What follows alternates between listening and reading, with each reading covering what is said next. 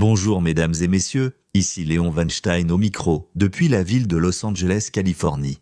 Beaucoup de sujets, beaucoup. Le Canada est de partie vers le communisme, l'Afrique est contaminée par la Chine, la Russie lèche la Chine partout. Mais d'un autre côté, enfin, la Chine a besoin de la Russie autant que la Russie a besoin de la Chine.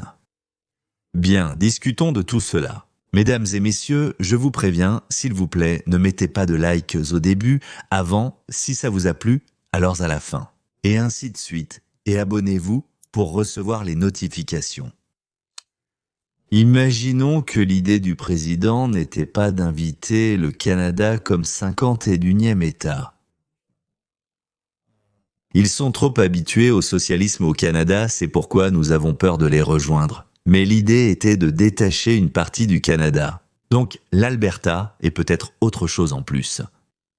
Dans ce cas, un premier ministre de droite aurait donné aux Canadiens l'espoir d'un possible retour à la liberté, aux relations de marché, à la justice. Et quoi, de notre point de vue, il faut qu'ils errent 40 ans dans le désert d'abord, et ensuite seulement quelque chose doit arriver. Je ne parle pas de certaines parties ou d'une partie du Canada, je parle de la majorité de la population canadienne. Et la poursuite de la politique de Trudeau montrerait à l'Alberta et aux autres, je ne sais même pas, aux conservateurs, que le lourd fardeau du socialisme autour du cou va couler le pays et qu'ils iront avec tout le pays au fond. Et leurs producteurs, s'ils ne font rien pour se libérer du collectivisme, de la marque. Ils sont tellement déformés qu'il sera déjà impossible de revenir à un état normal. Et ils l'ont fait. Ils ont commencé à préparer un processus incroyablement complexe et long de sortie de l'Union canadienne. Pour le Canada, c'est un coup aussi dur que les droits de douane, et en conséquence, l'arrêt de la moitié des exportations vers les États-Unis d'Amérique. Les droits de douane arrêtant, pratiquement toutes les pièces des voitures assemblées, l'acier, l'aluminium, le bois. Je ne sais pas, il y a du bois là-bas. Parmi les grandes marchandises, il ne reste que les produits. Il ne reste que le pétrole, qui est différent de celui qui est principalement extrait aux États-Unis d'Amérique.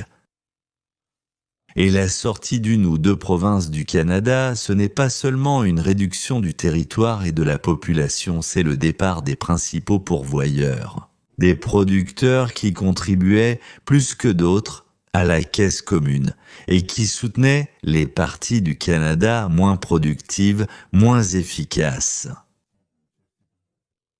Par exemple, en 2022, la population de l'Alberta représentait, je crois, 11,2% de la population du pays, mais elle produisait 18% du produit intérieur brut. C'est-à-dire, c'est nettement plus, pratiquement presque 2 fois plus que proportionnellement aux autres. L'Alberta est la deuxième province qui veut se séparer. La Saskatchewan sont les principaux producteurs de pétrole dont les États-Unis ont besoin. En Saskatchewan également, il y a du potassium et de l'uranium, l'un des plus grands gisements au monde. Les Canadiens, infectés par la haine de l'Amérique, ont choisi en rang serré le pire qui pouvait arriver. La Russie est un reflet en miroir, Trudeau est une copie de Trudeau, un globaliste, socialisme, anticapitalisme. C'est-à-dire que la bande au complet est restée au pouvoir. Cours Alberto, cours avec les filets, Vania, tant que tu as encore des forces, et tant que votre liberté relative n'a pas été supprimée, comme on a supprimé la liberté des routiers. Courez à perdre la tête, sinon ils vous briseront la colonne. La prochaine étape, c'est la Chine. D'ailleurs, à en juger par les passants dans le centre de Toronto, la Chine, je veux dire comme la Chine, construit comme la Chine, construit à la chinoise. D'ailleurs, à en juger par les passants dans le centre de Toronto, la Chine est remplie, déjà remplie à l'avance de Chinois. Personnellement, je trouve les Chinois très sympathiques. C'est juste qu'ils sont sous surveillance constante. Et comme une sorte d'introduction à la comparaison avec d'autres bonnes personnes qui, disons, diront quelque chose aux Chinois qui viennent de gagner leur liberté, alors les Chinois libérés feront exactement cela. Alors, courez. La Grande-Bretagne est arrivée en tête. Je me demandais qui de l'Inde, du Japon ou de l'Angleterre y parviendrait en premier. Il s'est avéré que c'était la vieille dame Grande-Bretagne. Malgré les différences de position sur l'Ukraine, ils ont été les premiers à franchir la ligne d'arrivée. Alors, qu'avons-nous signé avec eux et qu'est-ce qui a changé par rapport à ce qui existait auparavant ?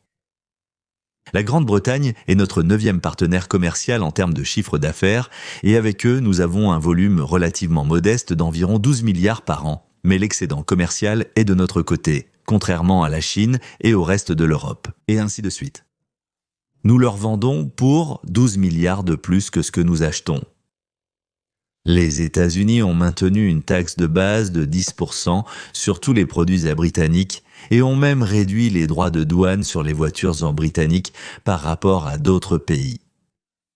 Tout le monde paiera, tout le monde, sauf la Grande-Bretagne, paiera 25%, et nos frères britanniques, 10%. Que vont faire leurs Jaguar, leurs Land Rover, leurs Mini Cooper, quelques modèles très chers comme Bentley, là-bas Aston Martin? Cela aidera les Britanniques à concurrencer sur notre marché avec d'autres voitures européennes et japonaises. L'acier d'Angleterre ne sera pas taxé à 25% de droits de douane. C'est leur cadeau pour être arrivés les premiers à la ligne d'arrivée. Les États-Unis vont exporter beaucoup plus de bœuf, d'autres produits agricoles et d'éthanol vers la Grande-Bretagne. Cela aidera à augmenter le commerce entre nos pays, a déclaré le Premier ministre britannique Keir Starmer. Une aide énorme pour la Grande-Bretagne a été la suppression de cette taxe de 25% sur l'acier. Cette industrie était au bord de la faillite en Grande-Bretagne à cause du dumping chinois. J'ai déjà expliqué ce qu'est le dumping, mais maintenant de nouvelles perspectives magnifiques se sont ouvertes devant l'industrie britannique. La Chine et l'Asie vont exporter de l'acier vers les États-Unis et paieront 25% à la frontière, mais la Grande-Bretagne non. Ce qui, je pense, a déjà mis les fabricants d'acier britanniques dans un état d'enthousiasme et de gratitude envers l'oncle Sam. C'est-à-dire que nous aidons, messieurs, non seulement nos propres fabricants nationaux, mais aussi nos alliés de longue date. En contrepartie, le Royaume-Uni a annoncé une commande de Boeing, probablement déjà signée pour 10 milliards. Pendant ce temps, les services de renseignement américains ont découvert que 4 entreprises chinoises, une raffinerie de pétrole et 3 terminaux portuaires mènent des opérations avec du pétrole iranien, qu'elles présentent officiellement comme provenant d'autres pays. Toutes ces 4 entreprises ont été inscrites sur la liste des sanctions américaines. Le ministère des Finances des États-Unis applique le décret présidentiel visant à exercer une pression économique maximale sur l'Iran afin de forcer l'Agence internationale de l'énergie atomique à abandonner son programme nucléaire. Les États-Unis ont désigné 18 pays comme principaux partenaires commerciaux des États-Unis. Avec 17 pays, les négociations sont déjà en cours depuis longtemps, tandis qu'avec la Chine, les négociations ne font que commencer. D'ailleurs, j'ai moi-même mené des négociations avec les Chinois. C'est très difficile, vraiment très difficile. Ensuite, ils font semblant de ne pas avoir compris pendant longtemps, petit à petit. Ensuite, ils conviennent de se rencontrer le lendemain, puis le lendemain, ils arrivent et disent qu'ils ne se souviennent plus de ce dont ils ont parlé la veille, ou qu'ils n'ont pas compris, ou que ce n'est tout simplement pas possible. Ensuite, ils demandent de tout répéter depuis le début, puis ils disparaissent encore une fois, réapparaissent, ne se souviennent plus de quoi ils parlaient, ni où ils s'étaient arrêtés. Mais... Après la signature des conditions, d'après que tout le monde a signé, serré la main, ils exécutent tout précisément, en détail et à temps. D'ailleurs, c'est exactement le contraire à cet égard avec les Russes qui signent assez rapidement des promesses aussi vagues que possible. Une fois le contrat et le travail en cours, ils commencent à faire traîner les choses en les choses en longueur, à main coup comme on dit là-bas. Moi, si j'ai le choix, je préfère avoir affaire aux Chinois. Pendant ce temps, Poutine et les Chinois, Xi Jinping, se rencontrent. Ils se sont déjà rencontrés pendant 4 jours pour décider comment résister à l'Occident et à quel point leurs relations sont solides. En Russie, il y a d'énormes problèmes. La guerre, la baisse des prix de l'énergie, de sérieux problèmes avec la haute technologie, parce que nos sanctions fonctionnent quand même.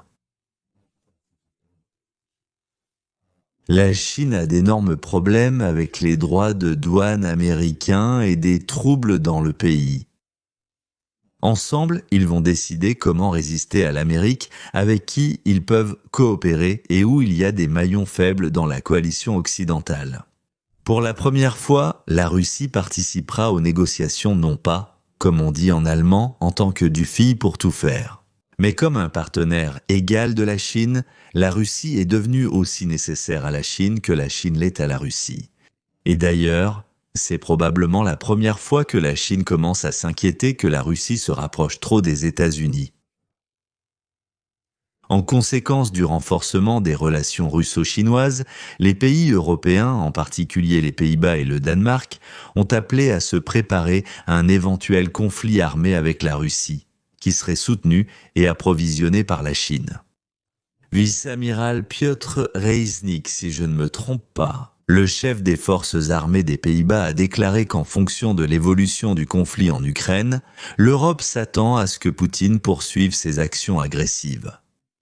En évoquant les éventuels points chauds tels que le Groenland, les pays baltes et la Pologne, la Chine représente une menace encore plus sérieuse que la Russie, a déclaré le roi des Pays-Bas, Willem-Alexander. Et maintenant, vous savez, là tout de suite, j'ai pensé que je n'étais pas d'accord avec eux. Non, je n'ai pas ce sentiment que la Russie va aller quelque part. Chez nous, on parle tout le temps de l'Ukraine, puis l'Europe a commencé à faire peur en disant que la Russie va maintenant gagner, qu'elle va conquérir l'Ukraine, et qu'ensuite elle va conquérir tous les autres Européens, et ainsi de suite.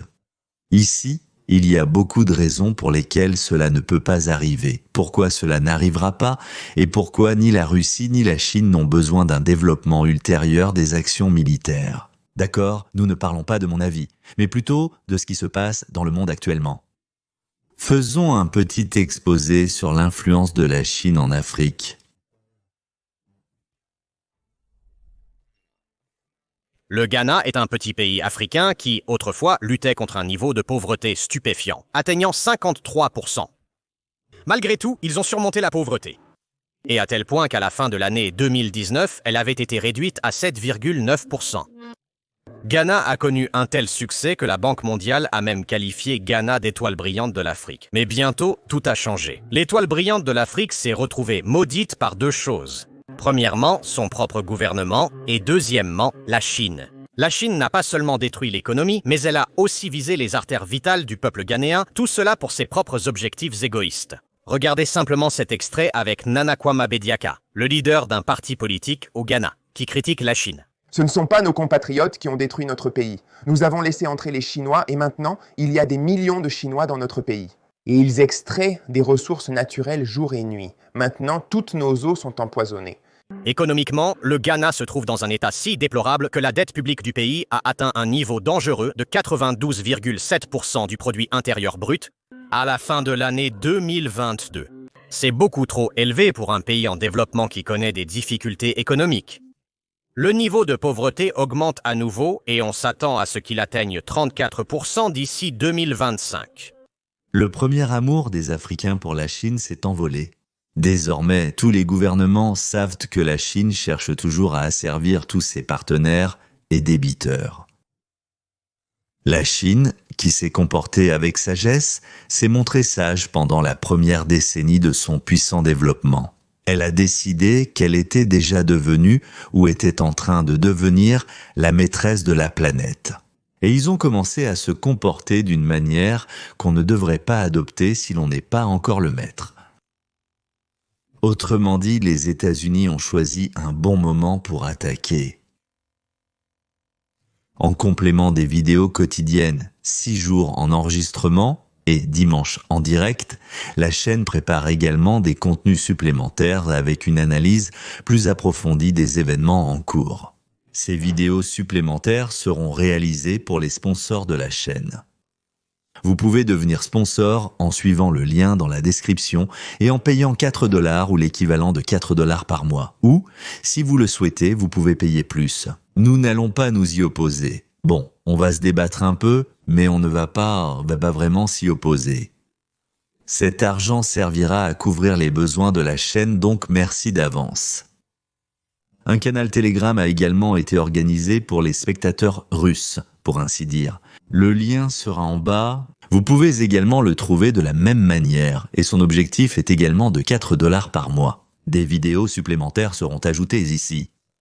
Alors, mesdames et messieurs, si quelqu'un souhaite me voir un peu plus souvent et entendre des réflexions plus profondes, parfois, comme on dit à l'américaine, des idées spéculatives, disons-le ainsi, toutes sortes de mes idées et pensées, je ne les mettrai pas sur la chaîne publique, mais uniquement pour les sponsors. Merci d'avoir écouté, merci d'avoir consacré votre temps à notre chaîne. Mettez un like si cela vous a plu et abonnez-vous, mesdames et messieurs, pour recevoir des notifications sur les nouveaux et encore nouveaux travaux qui apparaissent. Les vidéos qui apparaissent sur la chaîne. Au revoir, les sous-titres ont été créés.